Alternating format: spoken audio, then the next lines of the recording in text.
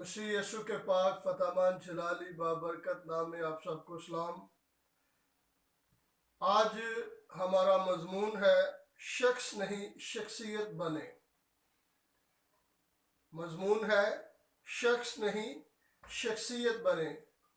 कलाम अक़दस में से हम यशाया नबी का सहीफा उसका 44 बाब और उसकी 2 आयत को कलाम अक़दस में से तलावत करेंगे। कलाम अक़दस में मरकूम है, खुदाउन तेरा खालिक जिसने रहम ही से तुझे बनाया और तेरी मदद करेगा। खुदाउन के मुकद्दस पाकलाम पढ़े जाने और सुने जाने पर खुदाउन की बरकत हो।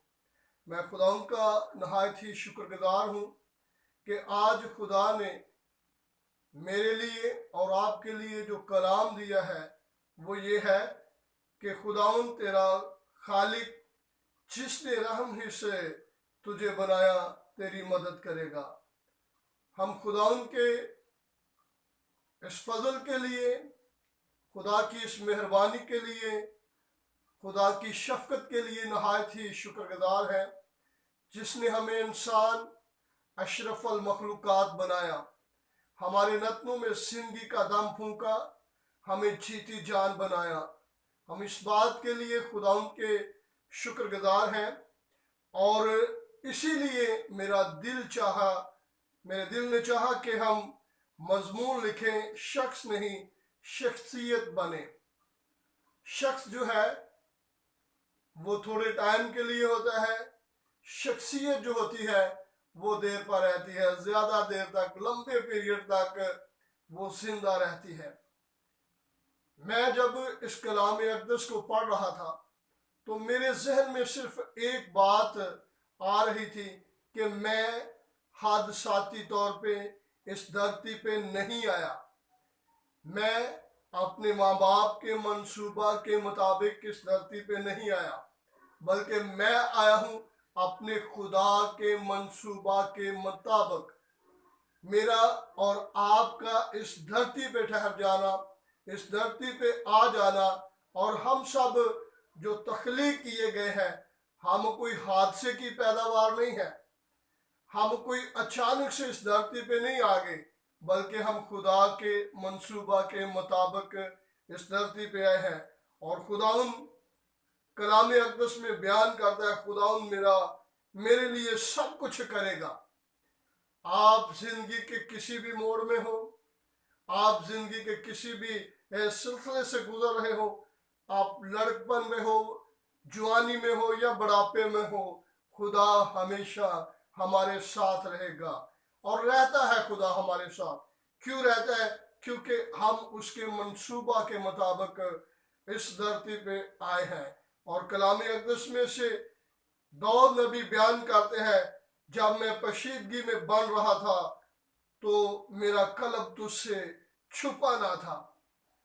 खुदा का बंदा दाऊद नबी बयान करता है कलाम अक़दस में, कहता है, जब मैं अपनी माँ के रहम में था, जब मैं बच्चा एक गोश्त के लोथड़े में था, तो मेरे खुदा तू मेरे दिल को जानता था, मेरी उम्र की मियाद को जानता था, मेरे तमाम अयाम तुझसे पोशीदा नहीं है, तू हर बात को समझता था, जानता था। और खुदा मैं इस धरती पे जब आया हूँ तो मैं एक मंसूबे के तहत आया हूँ और वो मंसूबा खुदा का है। और कलाम अक़दस में खुदा का बंदा बयान करता है, तेरी आंखों ने मेरे बेतरतीब मादा को देखा। जब मैं कोई शक्लो सूरत नहीं पकड़ी थी, जब मैं कुछ भी नहीं था, जब आई एम नथिंग, मैं कुछ भी नहीं था, मेरा वजूद कुछ भी नहीं था, और खुदा को कहता है, खुदा उस वक़्त तूने मुझे तरतीब दी और जो अयाम मेरे लिए मुकर्रर थे वो सब तेरी किताब में लिखे थे। जो मेरी जिंदगी में नशे व फराज आने थे, जो मुझ पर होना था, वो सारा तेरी किताब अक़दस में लिखा है। जब एक भी वजूद में ना आया था, अभी मैं एक दिन का भी नहीं था, तब भी ऐ खुदा तुझे हर बात का इल्म था। और खुदा अगर आपको किसी भी मजहब में रखता है, आप अगर क्रिश्चियन है, आप अगर किसी भी मजहब दूसरे मजहब में है, तो अकॉर्डिंग टू बाइबल खुदा के मंसूबा के मुताबिक आप आए हैं। और याद रखें, हमारी हम सब की एक ही ख्वाहिश होनी चाहिए कि हम अपने खालिक हकीकी को याद रखें और उसके सामने सजदा रेज हो जाएं और ऐसा इस धरती पे काम कर जाएं कि जो खुदा को पसंद आ जाए। और खुदा के कलाम में लिखा है, उसने अपनी मर्जी से हमें कलाम अक़दस के कलाम हक के वसीला से पैदा किया। हमें उसने अपनी मर्जी और कलाम हक के वसीला से पैदा किया। याद रखें, हम हादसाती तौर पे नहीं आए, हम खुदा के मंसूबा के मुताबिक आए हैं, हम खुदा के इरादा के मुताबिक आए हैं और हमने देर पा अपने आप को जिंदा रखना है। और याद रखें, हम कैसे अपने आप को जिंदा रख सकते हैं, कि कैसे हम नस्लों के अंदर रह सकते हैं, कौमें आने वाली पुश्तों के अंदर हमारा वजूद, हमारा नाम कैसे रह सकता है, जब हम अपने खुदा के कलाम अक़दस पर अमल करेंगे।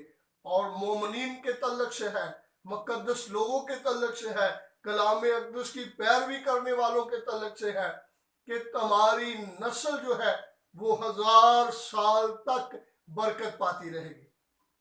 कितना खूबसूरत वादा है खुदा का, कितना खूबसूरत इरादा है। खुदा अपने कलाम अक़दस में बयान करता है कि तेरी 7 पुश्तें तेरी वफादारी की वजह से, तेरी कमिटमेंट की वजह से, तेरे इस थोड़े वफादारी की वजह से तेरी मैं 7 पुश्तों को बरकत पे बरकत देता रहूंगा। है कोई इतना जबरदस्त पैकेट मिल सकता जो खुदा हमें देता है। और कलाम खुदा में खुदा बयान करता है, मेरी सुनो, मेरी सुनो, इस कलाम को मानो, इस कलाम की ताबेदारी करो, मेरे हुक्मों को बजा लाओ, मेरी सुनो, मैं बुढ़ापे तक, सिर सफेद होने तक तुम्हारे साथ रहूंगा। कितनी बाबरकत बात है कि हमारा खुदा, जिंदा खुदा जो है, वो कहता है कि मैं सिर सफेद होने तक, तेरे बुढ़ापे में तक तेरे साथ रहूंगा। और खुदा कहता है, मैं असर नो तुझे जवान करूंगा, मैं अकाबों की तरह तुझे जोर बख्शूंगा। और याद रखे, जब हमारा खुदा कहता है वो पूरा करता है, क्योंकि कलाम बयान करता है खुदा सच्चा है और खुदा अपनी बात पे कभी भी नहीं मुकरा। खुदा हर बात जो ईमानदारों के तल्लक से कहता है, जो मुकद्दस लोगों के तल्लक से कहता है, वो पूरी करता है। एक हमने खुदा के साथ वफा करनी है, हमने ताबेदारी करनी है, हमने उसके हुक्मों को मानना है, हमने मखलूके कायनात, खुदा की कायनात के साथ, इंसानों के साथ प्यार मोहब्बत करना है। और जब हम उसके हुक्मों को मानेंगे तो हम उसके बेटे और बेटियां कहलवा सकते हैं, हम उसके फर्जंद कहला सकते हैं। और याद रखें, अगर हम उसकी ताबेदारी करते हैं, अगर हम खुदा के हुक्मों को मानते हैं, तो फिर हम आने वाली नस्लों के लिए बरकत का सबब ठहरेंगे। याद रखें, कलाम बयान करता है, तू तौबा कर और तेरा घराना निजात पाएगा। और इसी के साथ साथ खुदा का कलाम कहता है कि जो सादिक लोग हैं, उनकी नस्लें जो है मेरी साथ वफादारी की वजह से बरकत पे बरकत पाती रहेंगी। खुदा ने अब्राहम के साथ वादा किया, आप सब जानते हैं, कलाम अक़दस को समझते हैं कि जो खुदा ने अब्राहम के साथ वादा किया वो खुदा ने पूरा किया। खुदा ने अंबिया कराम के साथ जो वादा किया खुदा ने वो पूरा किया। खुदा ने जो मेरे साथ वादा किया खुदा ने वो पूरा किया। खुदा जो आपके साथ वादा करेगा वो खुदा पूरा करेगा। और ये बात अपने माइंड में बैठा लें, ये ज़हन नशीं कर लें कि आप खुदा के मंसूबा के मुताबिक आए हैं। हाँ, अगर आप किसी भी आवारगी है आपके अंदर, अगर कोई भी आपके अंदर फसाद है, लड़ाई है, झगड़ा है, नफरत है, तो ये शैतान का काम है। वो इब्लीस गिराना चाहता है आपके मकाम से, आपकी जगह से, वो आपको हटाना चाहता है।